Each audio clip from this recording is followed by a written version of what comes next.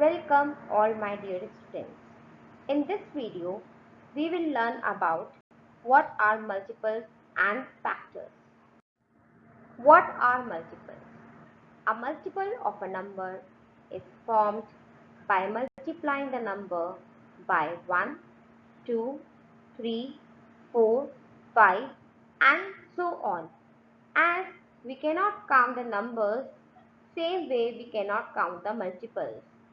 As the numbers are uncountable, so here we can see an example.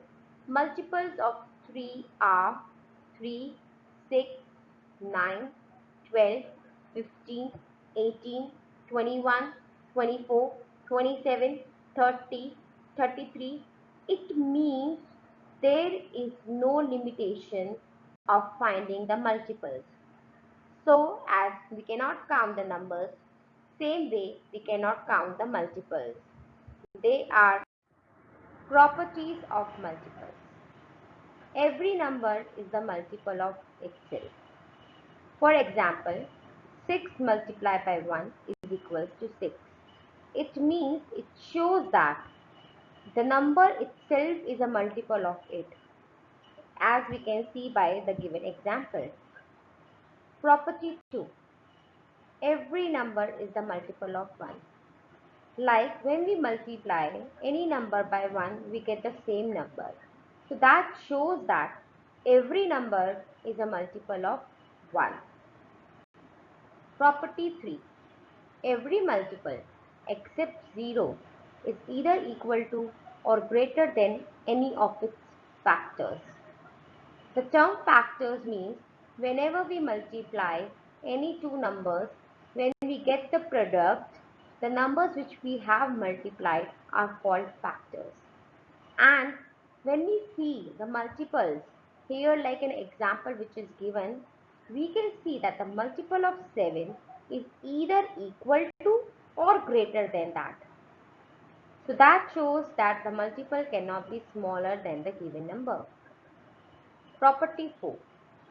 A number has an uncountable number of multiples. There is no largest multiple of a number. As I told earlier, that we cannot count the numbers. The numbers are uncountable. So the multiples are also uncountable and there is no largest multiple. Let's see an example. If we need to find out if a particular number is a multiple of a given number or not. Here is an example given 128 by 12. When we divide 128 by 12, we can see that 12 ones are 12. 0 is the remainder here. We will bring 8 down. We can see that 8 is less than the divisor. So 12 zeros are 0.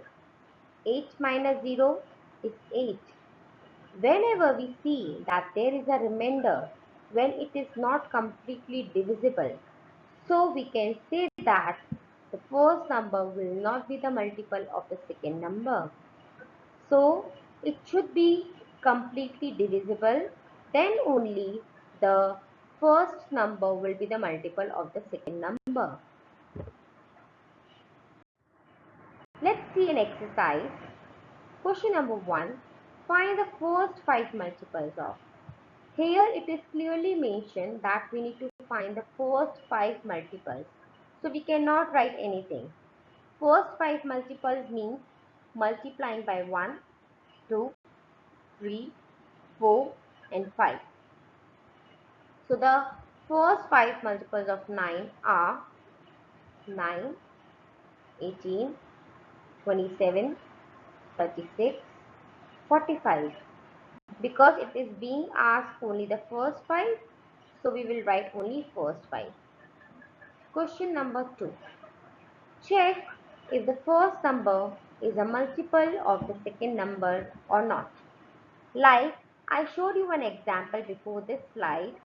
Same the method we are going to follow in this. 64 is a multiple of 8 or not. When we divide 64 by 8, we get 8 as a quotient. and we can see that there is no remainder. It is completely divisible.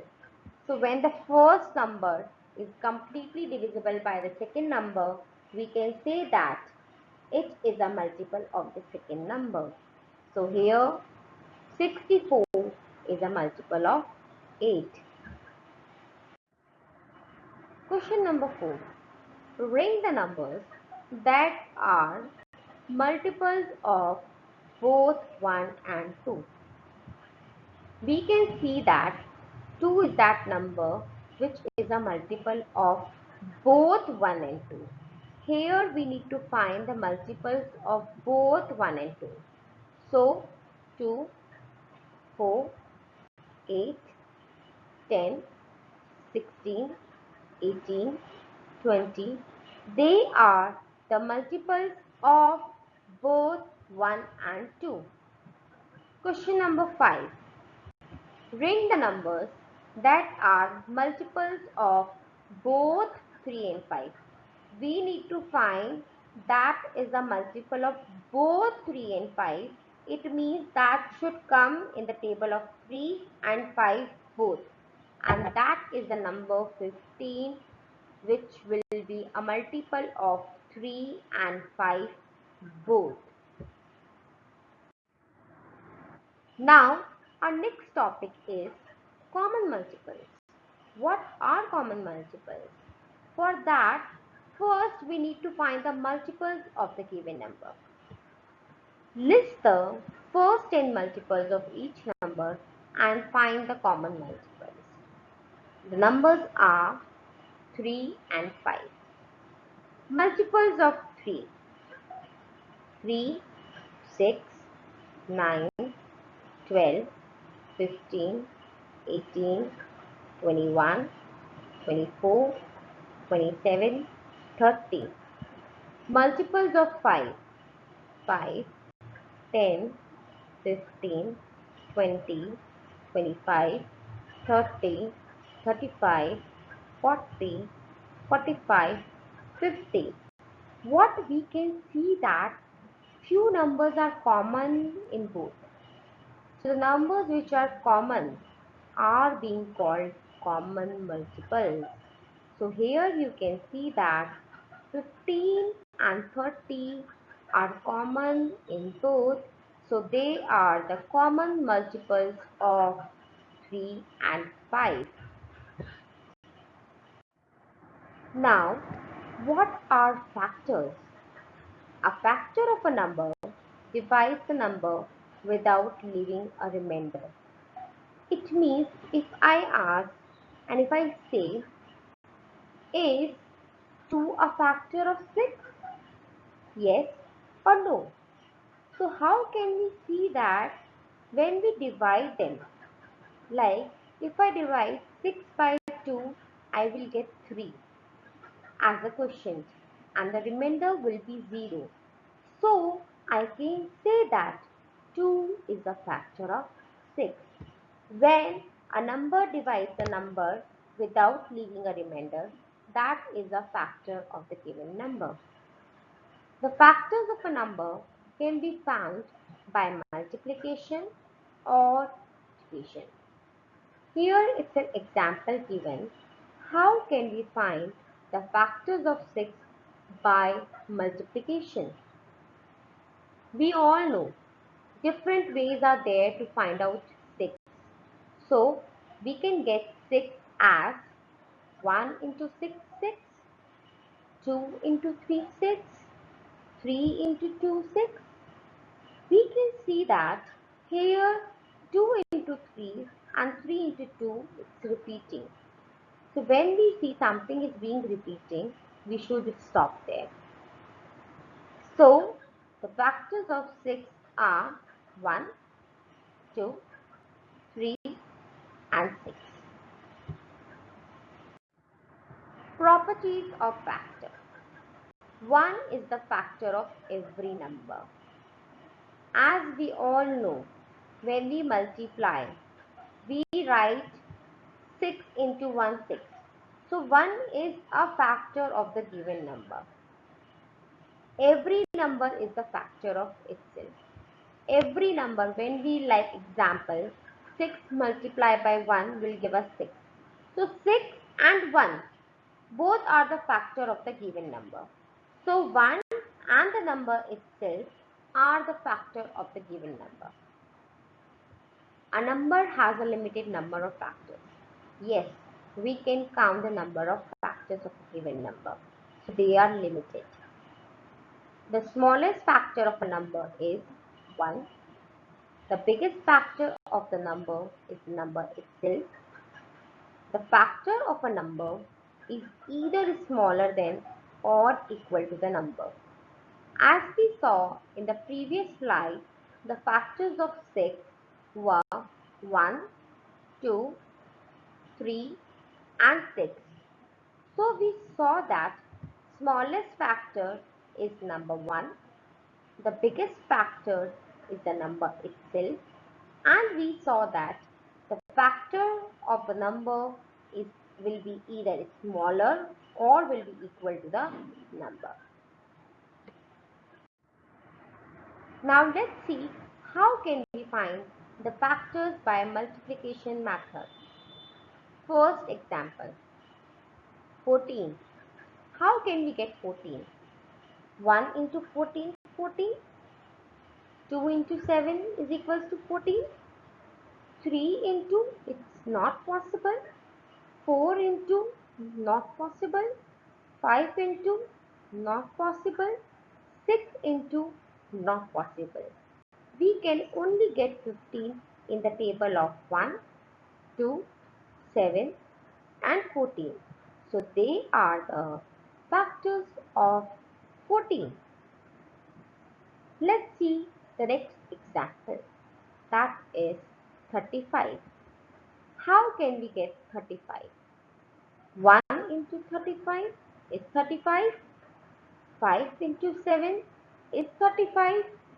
As we all know, it's an odd number, so it will not come in the table of 2. Will it be there in the table of 3? No. Is it there in the table of 4? No.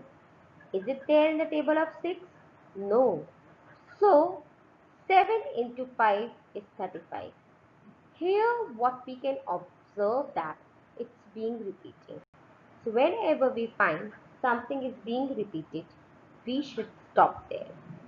So the factors of 35 are 1, 5, 7 and 35 itself. Check if the second number is the factor of the first number. Write Y for yes and no for no. So let's see an example, 20 and 5. We will divide 20 by 5. We will get 4 as a quotient. And when we divide it, we get the remainder as 0. So when we get remainder as 0, we can say that yes, 5 is a factor of 20. It means the second number will be the factor of the first number. So yes. Next example, 50 and 7. When we divide 50 by 7, we will get the remainder 1 because 7 sevens are 49 and 50 minus 49 will give us 1 as a remainder. So when we see that there is a remainder, so 7 is not a factor of 50. What are common factors?